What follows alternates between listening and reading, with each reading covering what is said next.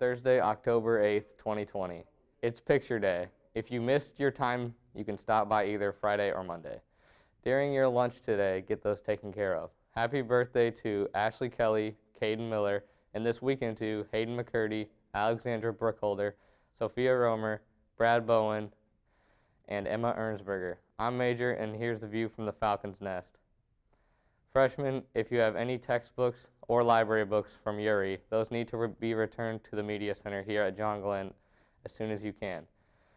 Particularly history books from Mr. Grove's class are still missing. All other high school students, this applies to you also. If you have a textbook or a library book from last spring, please bring them in as soon as you can.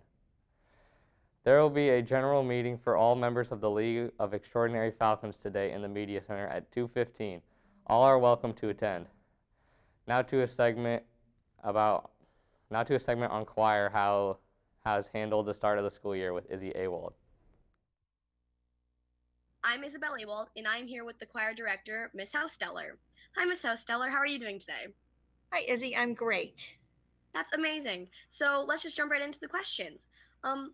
What is different for you or the same about teaching music online versus in person?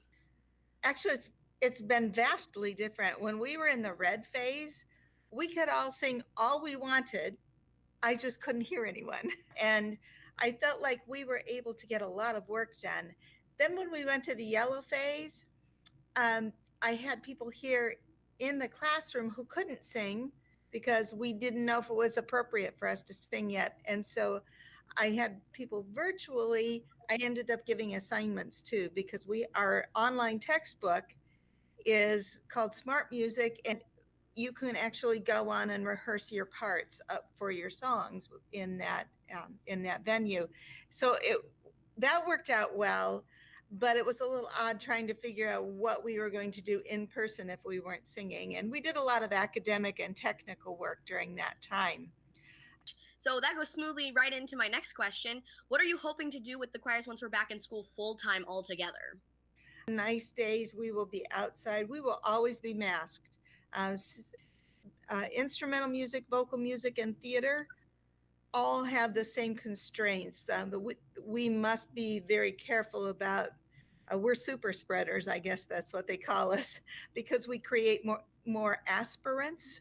And so we have to be tightly masked all the time that we're using to perform. We can also only rehearse for 30 minutes at a time in one space, and then we have to move out of that space in order to let the air exchange occur.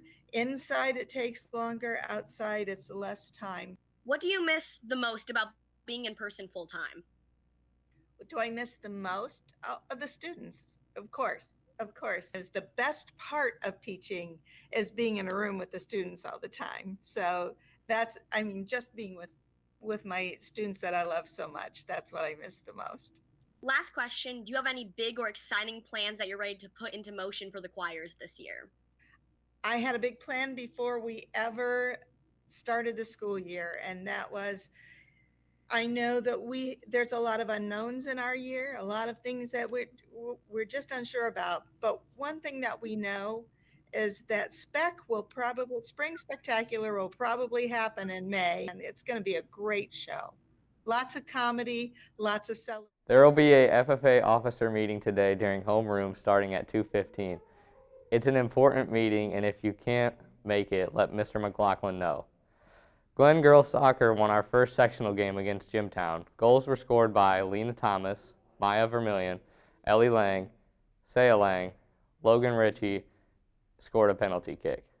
Next sectional game will be played against Marion tonight. Good luck to the girls. A message to all Falcons. The microwaves are back in business in the cafeteria. Feel free to use them as needed.